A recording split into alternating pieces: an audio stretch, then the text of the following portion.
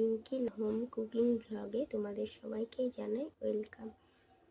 তো আমি আজকে রান্না করব ডিম কারি। তো তার জন্য এখানে জল গরম করে নিয়েছি। তো জল গরম বসিয়ে নিয়েছি। এখানে আমি 6টি ডিম নিয়ে নিয়েছি। এবারে আমি ডিমগুলো জলের মধ্যে ছেড়ে দেব।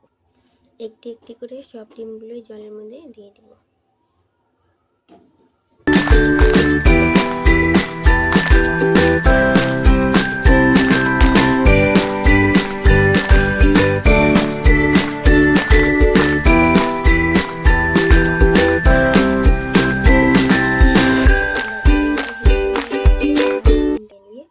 ছাড়িয়ে নেব।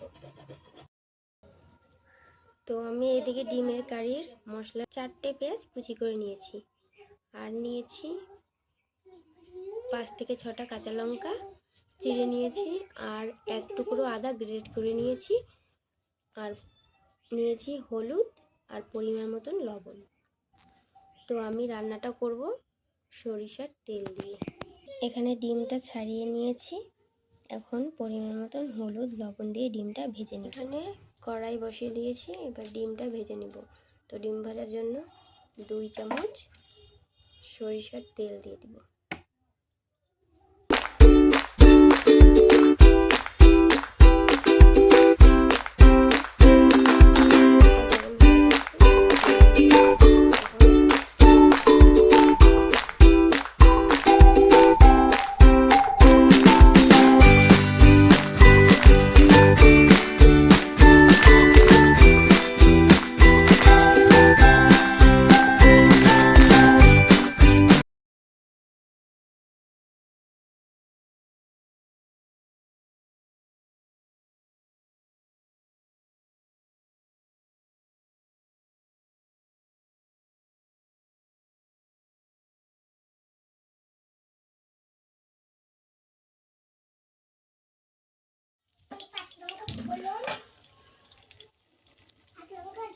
এবারে আবার একটু 1 চামচ মতো আমি তেল দিয়ে দিচ্ছি।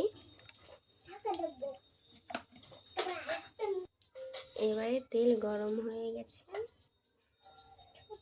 ফোড়নে জিরা দিয়ে দিব।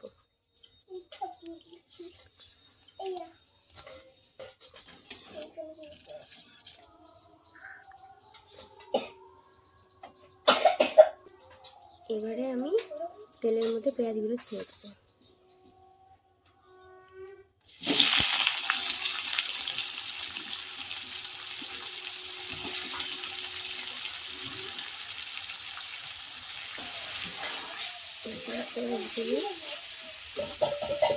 ভালো করে লাল লাল করে ভাজতে হবে।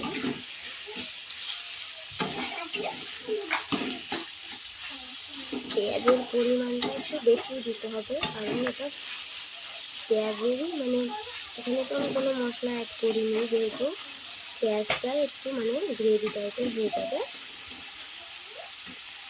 এখানে আমি কোনো গুঁড়ো মশলা অ্যাড করবো না। তো পেঁয়াজটা ব্রাউন হয়ে আসে ততক্ষণে। পেঁয়াজটা হালকা হালকা ভাজা হয়েছে। এবারে আমি এর মধ্যে কাঁচা লঙ্কা দিয়ে দেব। আবার একটু নেড়ে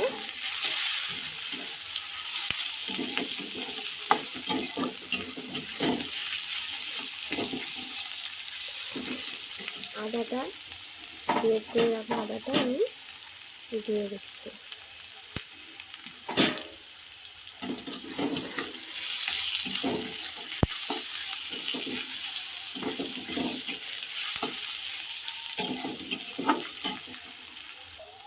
এবারে পেঁয়াজগুলো ব্রাউন কালার হয়ে গেছে। আমি এর মধ্যে ছোট চামচের 1 চামচ হলুদ দিয়ে দেব। তারপরে দিয়ে দেব স্বাদ মতো নুন।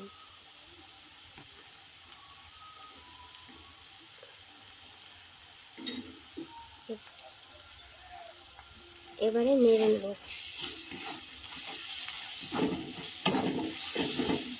একটু ভেজে নেব।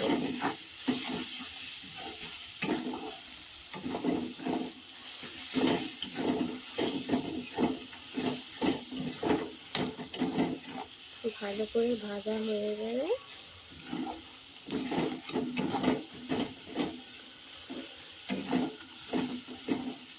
2 মিনিট ভেজে নেব।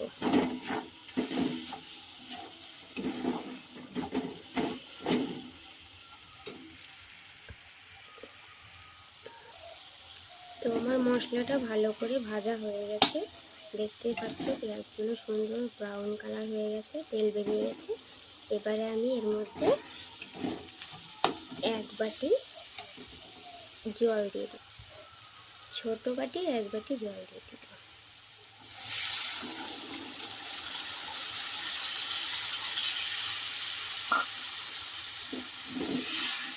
এবারে 3 মিনিটের জন্য ফুটতে দেব। 3 মিনিট পরে আবার আসছি। 3 মিনিট পর চলে এসেছি। 3 মিনিট পর চলে এসেছি। তো দেখো তরকারিটা ফুটে গেছে ডিমের। এবারে আমি এর মধ্যে ডিমগুলো ছেড়ে দেব।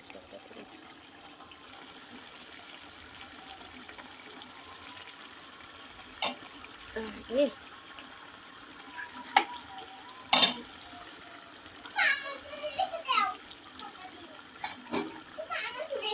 একটা করে ডিম ছেড়ে দিচ্ছি।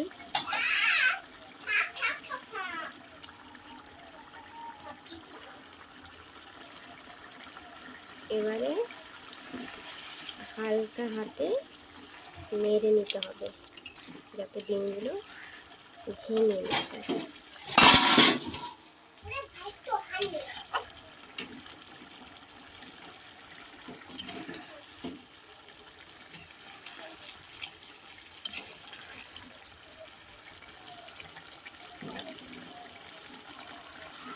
এবারে আর 1 মিনিট ধরে, 1 থেকে 2 মিনিট ধরে আরেকটু ফুটতে দেবো,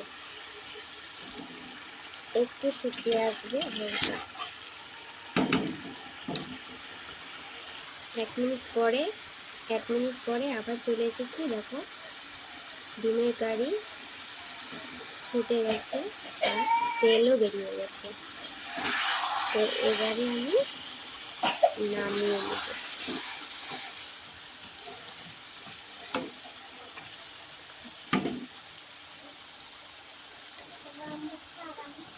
তো ডিমের কারি রেডি। তো আপনারাও এইভাবে বাড়িতে বানিয়ে খাবেন, দেখবেন অসাধারণ লাগে। তো আজকের এই ডিমের রেসিপিটি কেমন লাগলো, ডিমের কারির রেসিপিটি কেমন লাগলো অবশ্যই তোমরা কমেন্টে জানিও।